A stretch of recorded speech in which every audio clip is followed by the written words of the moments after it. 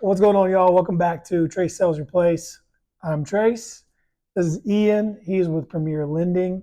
Ian, I appreciate you having me to this office down in Ballantyne Yes, at the sir. Bowl. This is Yep. a very cool area. Um, Maybe just to start off, let's just jump into who you are, what you're about, what Premier Lending's about, and kind of go from there. Yeah, Cool? awesome. Yeah, I appreciate that. My name's Ian Smith. I've been a mortgage loan officer here in town for the last 10 years, almost all of it actually working here in Ballantyne. So that's been kind of cool. I work for a boutique lending company called Premier Lending. Our goal is to help, first-time home buyers, repeat clients, investors, niche loan product users, et cetera, obtain home ownership.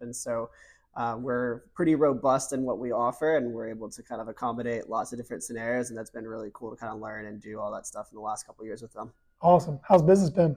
Business has been really good this year, actually. I know that there's a lot of mixed news in the market, and from one source you might hear that things are great, and other source you might hear it's negative. But for us, it's been really good, and our clients and our agents, and it's been really busy.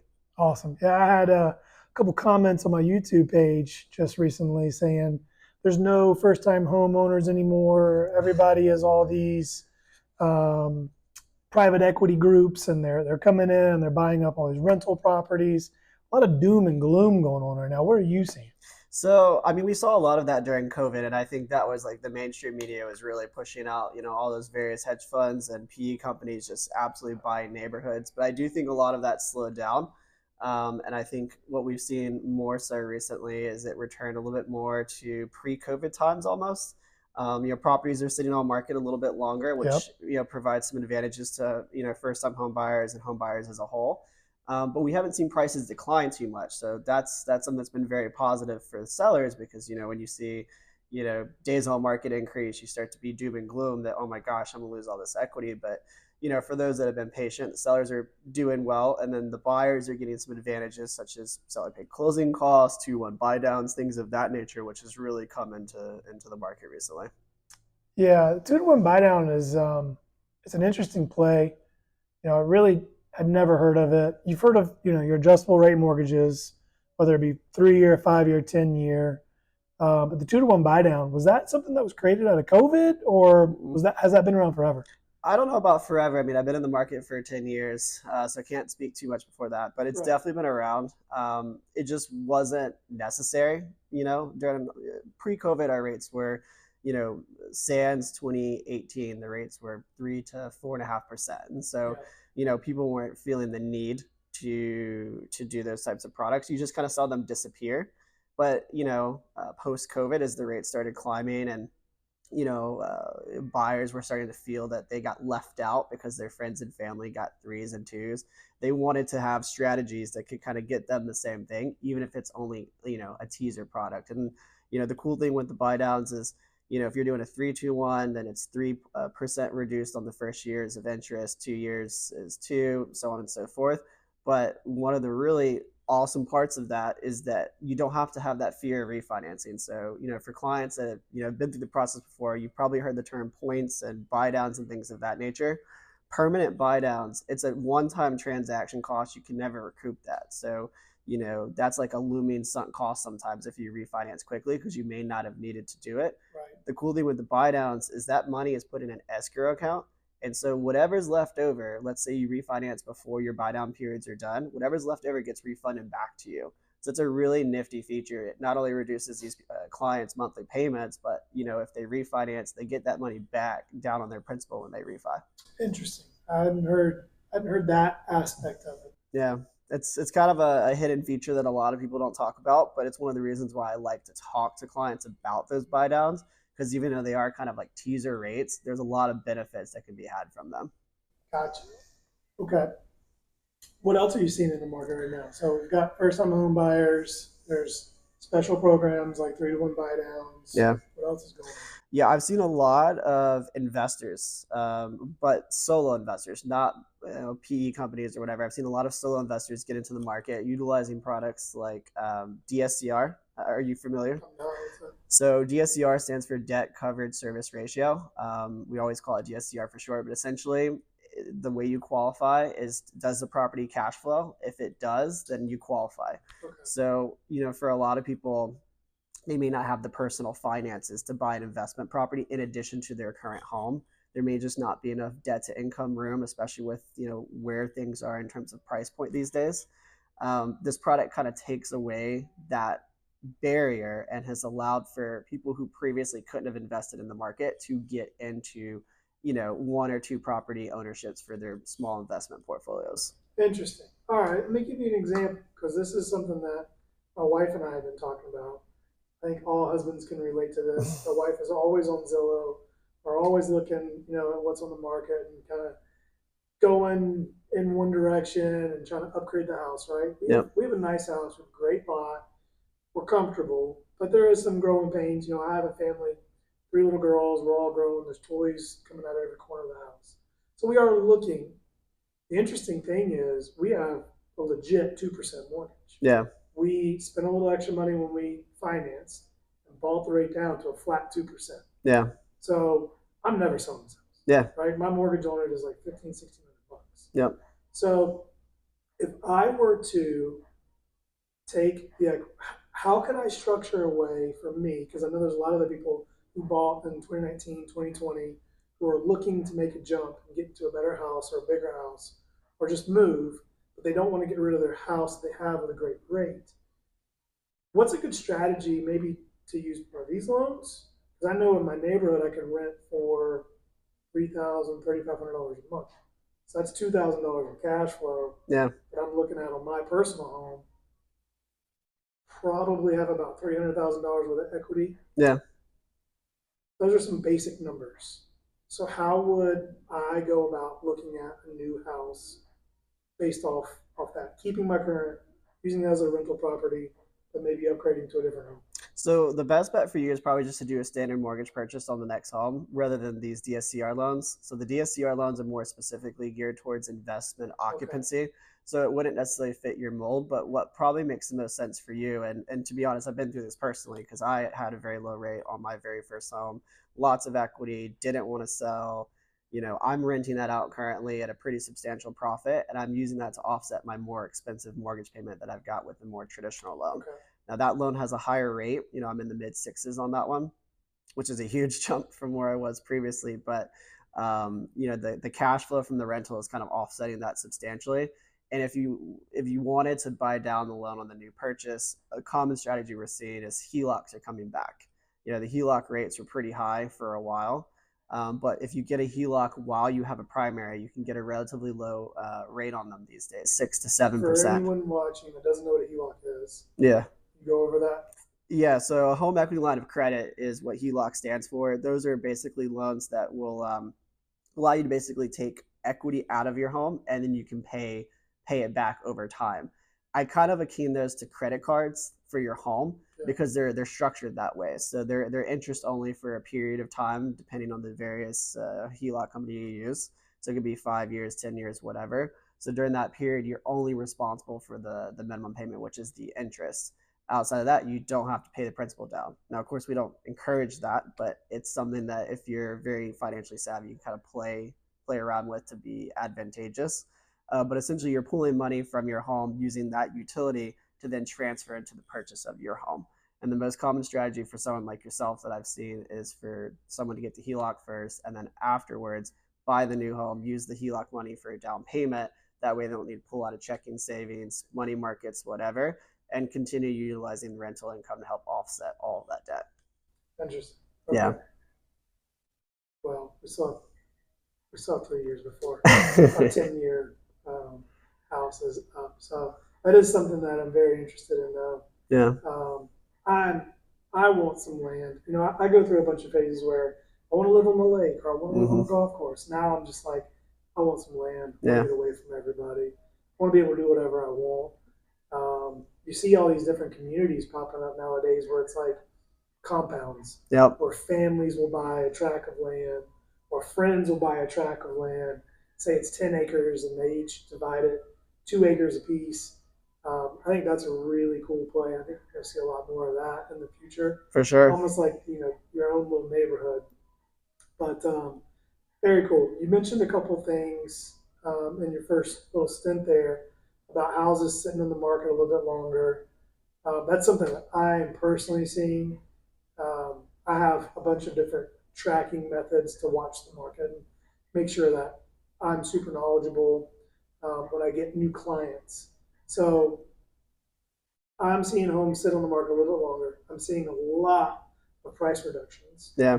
Um, you know, how, when you're representing the buyer, how are people using maybe buyer credits or seller credits to get better loans or to position themselves better with these higher interest rates? Are you seeing anybody get crafty like that? Very much so. And one of the things that I always tell friends or family that are looking to buy is that make sure you're using a good agent like yourself, because I think ultimately having someone that has all that knowledge and the detail into the market is going to be able to work with you and your lender to find the best strategy to get you into the home at the lowest cost, or at least the lowest whatever you're looking for, monthly payment, out of pocket, whatever.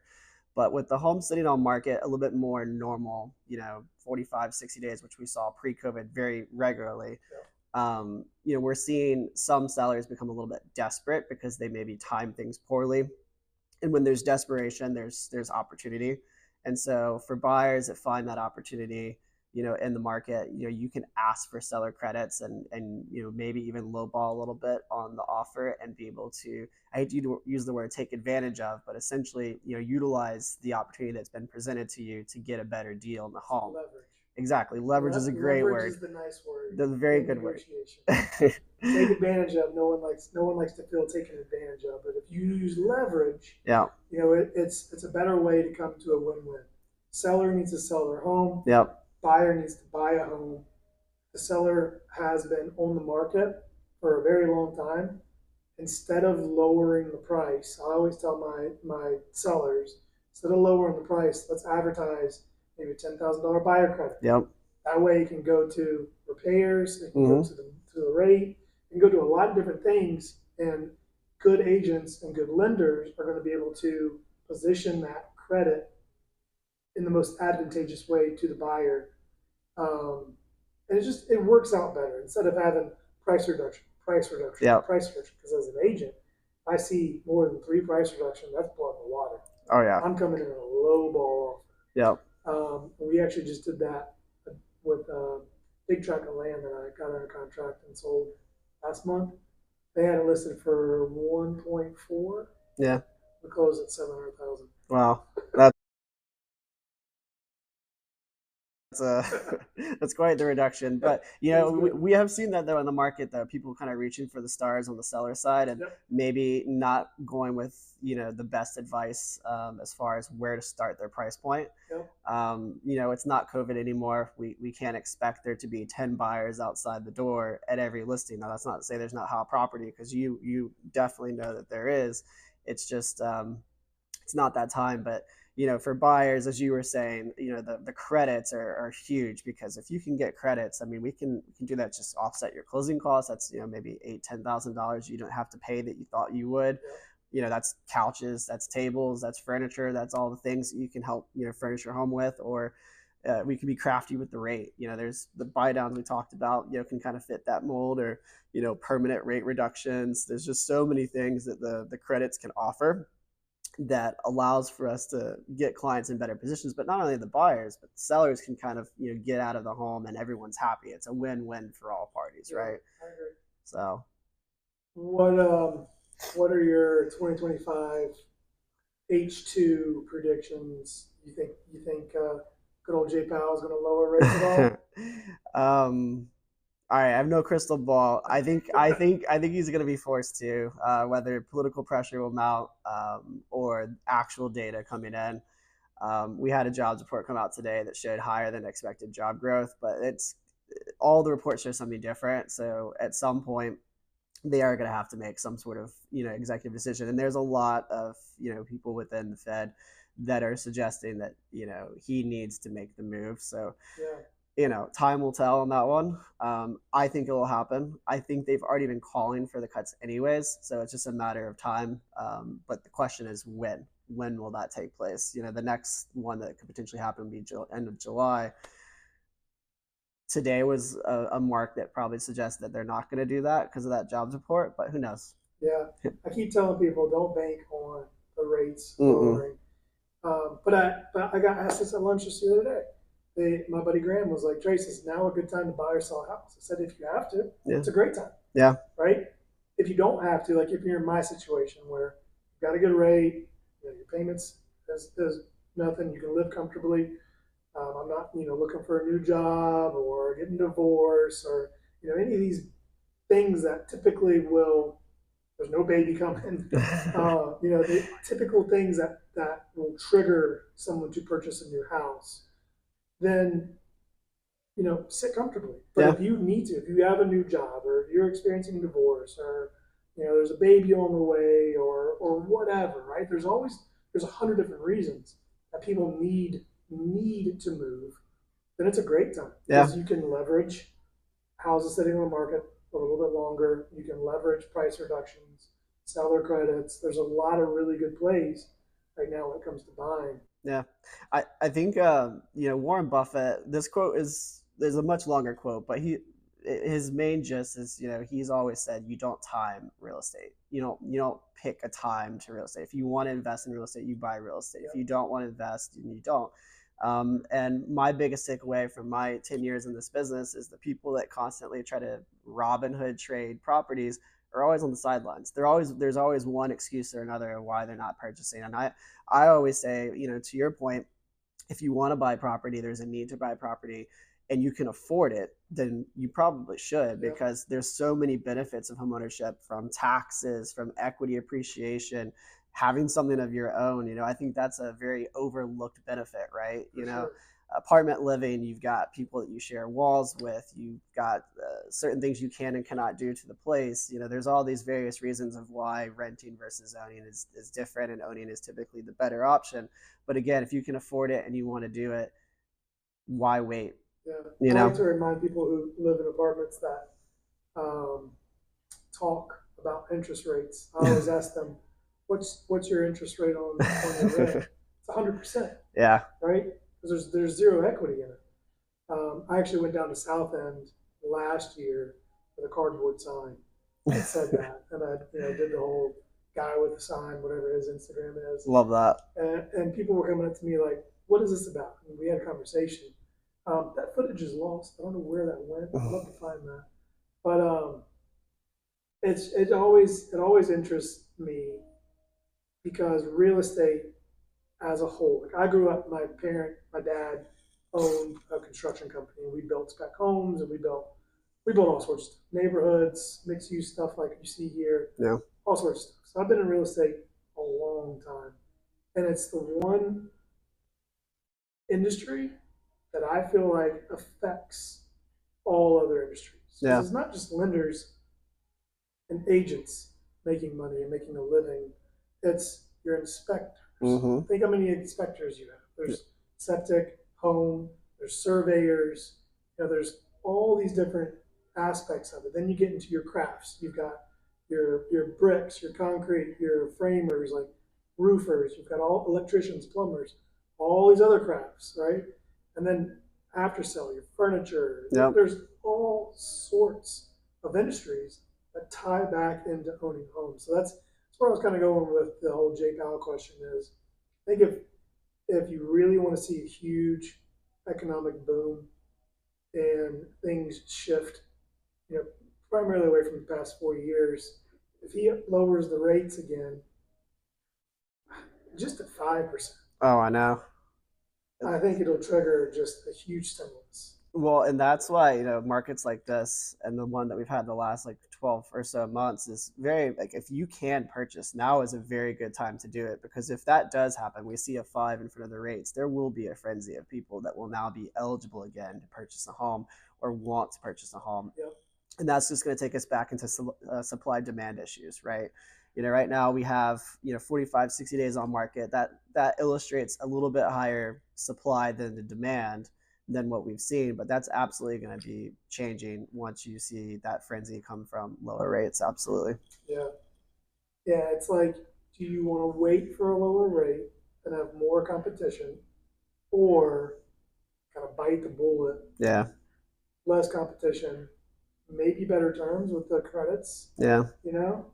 I, There's just so many different ways to play it, and I don't think not there's not one person out there with the exact answer and formula because everybody's case, yeah, everybody's situation is completely different.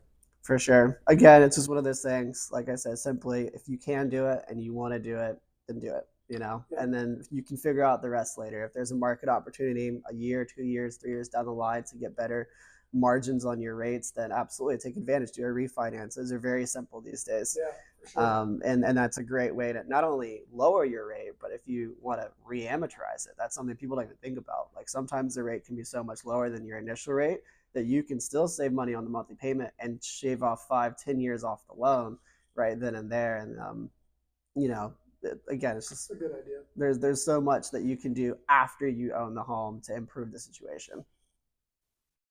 In Charlotte specifically, where are you seeing kind of the hotter markets or price points? What are you seeing? Yeah, so I've definitely noticed some neighborhood trends. There's definitely hotter neighborhoods than others. I've noticed a huge uptick in the Park Road Shopping Center area. Mm-hmm. So that whole corridor, from Starmount up to Sedgefield is just absolutely blowing up right now.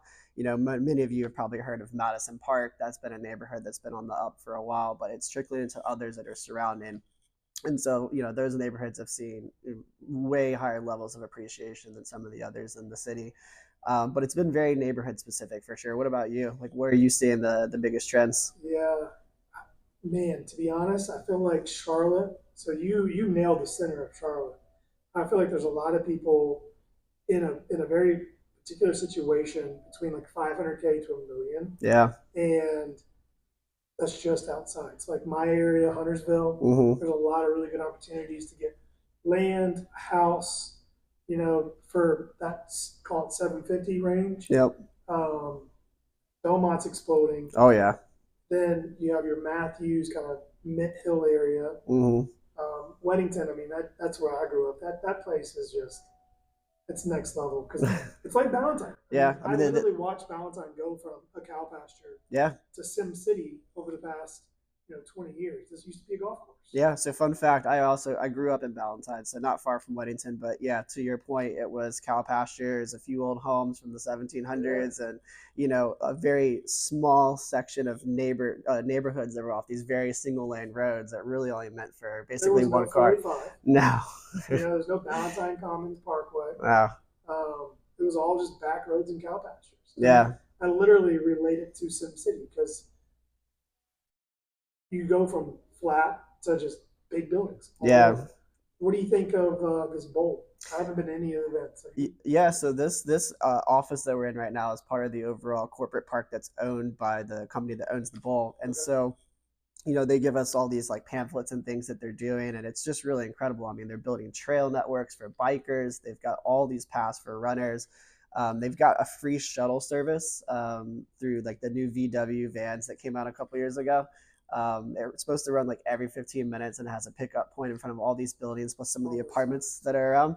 And it all goes around to the different like restaurants and then the actual amphitheater itself. And I have yet to go to the amphitheater for a show, but I've been in the area while that's all happening, and it's quite the buzz. Like, from the conversation a second ago, going from cow pastures and whatnot to the bowl itself, it just kind of shows you what's happening with the city of Charlotte and how much investment and whatnot's coming in here and really putting some of these neighborhoods on the map.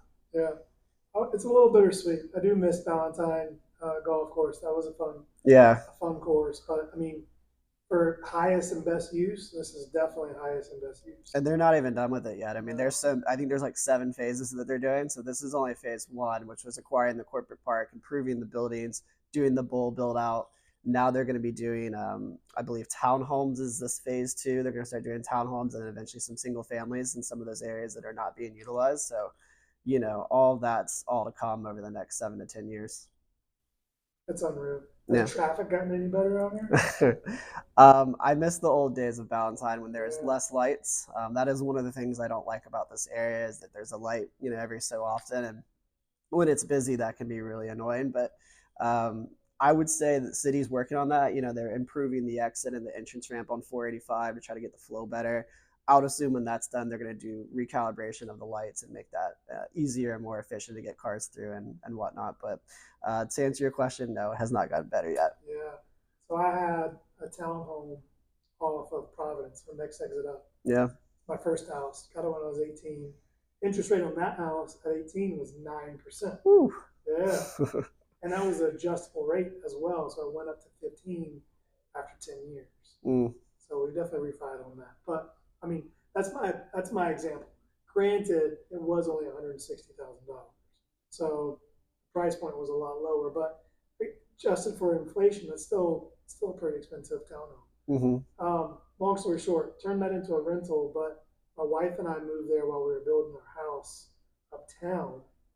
And that was the one thing, even though she only had to drive, I think it was like 3 miles from basically that location, kind of over towards Carolina Place Mall, Mm-hmm. actually Topgolf, that exit. Like 5 miles. It took her longer to go that 5 miles back and forth between work than to go from uptown to there. I believe it. And that was her, like, she was like, never again, we'll never move down here. I love just kind of the convenience of Ballantyne and this area. Granted, I grew up down there, so it's like it's home. Yeah. Huntersville's nice too, though, but it's a little more spread out. A lot more neighborhoods. For sure. I think every area of town has something for someone, right? You know, that's the importance of, again, having a good agent to help you like locate where is going to be best for you. You know, I'm sure you have a lot of questions you ask your clients all the time when you first meet them, and that can kind of help you figure out where to show them. And for some people, Ballantyne may not be, you know, they may not like the traffic, they may not like, you know, the amenities or whatever here, and so there might be other neighborhoods that could suit them a lot better, be a little quieter, et cetera. And so that's the fun part of real estate, though. Yeah. You know, when I purchased my very first home, I didn't know where in the world I wanted to go. Yeah. I was like, oh, I'm young, you know, I want to be somewhere where nearish to bars, but I don't want to spend a lot of money for that. So, you know, I had to locate, and I found a neighborhood called Belmont, the neighborhood, not the city, which is over there by Plaza and Noda. And like, I struck gold. Like, I didn't know that it was going to be what it is today. I just wanted something that was convenient and close and, you know, relatively quiet. And I got that in the price point I wanted. And, you know, it's afforded me quite a lot of equity since, and that's been a really cool adventure for me. There you go. Next big opportunity in Charlotte, where do you see that at? That is really hard to say because there's not a lot of infill left in the city. So, you know, you kind of think about surrounding neighborhoods. I think Steel Creek is still building out. And I don't know if that's the next number one opportunity per se. I think it's up there, you know, probably top 5 places that people are going to start moving to. They've already been moving for 10 years to Steel Creek, but like it's continuously getting more and more people. I think Northside. And, you know, there's going to be some downsides of this, lots of gentrification that, you know, is going to happen. But I think people are going to start pushing towards University via North Tryon. Yeah, Camp North End is kind of where my mind went. Yeah. I remember my older brother and I, this is 20 years ago, would drive for dollars to find teardowns in Noda. Mm-hmm. And back then, it was not somewhere for an 18-year-old should be. I mean, it was rough, but now it's like, it's Noda. You know, there's so much going on. And that's kind of just creeping out further and further and further. Yeah. There's a lot of opportunity. One of my clients last year was looking for a house in like the 500 range. Yeah. And we got him in Plaza Midwood for that. And he's got 200 grand in equity already, you know? So there's a lot of, I think the North End, like you said, between University, Camp North End, Noda, a little triangle. Yeah, is going to be a hot spot. I think along the light rail will be the first that gets built out. You know, we saw that with South End. I mean, you remember South End back in the day was nowhere near what it is today. And for those of you that don't know, I mean, South End used to be basically just industrial buildings, like just everywhere. And I mean, once the light rail got put in, it was completely different. So I expect the exact same as you go north, and particularly along the lines. And you know, in the future, we have the red line that's coming out that's going to hit some different neighborhoods, and that'll be an interesting thing to see. For sure. Yeah. For sure. Well, is there anything else that you want to highlight about Premier? Where can people find you? Yeah. Kind of that sort of thing. We'll wrap this up. Yeah, for sure. So I'm gonna have my Instagram details will be in the description. That's an easy way to contact me. It's a public profile. I've got a link tree there that can give you access to all my stuff, and my phone numbers in my profile as well. But as far as what I do and what I offer, as I said, I'm a mortgage loan officer. I serve not only first-time home buyers, but I serve repeat clients. We do refinances, bridge loans, the non-QM stuff with the DSCR, bank statement. We kind of dabble in a little bit of everything, including construction to perm. So for any of you all that are out there looking for financing options, I mean, my company has a lot of great opportunity, and at the very least, I can be very educational, whether we work together or not. So definitely appreciate you having me on the show. It's been an honor, and I hope you all got a lot of value out of this. And if you want to see us again together, just let us know. Please do. As always, the Trace Sales Place. Get out there, do the work. All right. Yeah, man. Easy peasy. That was good. I definitely like off the cuff a lot more. It's just easier. Hopefully that flowed okay. I think it flowed pretty good. I don't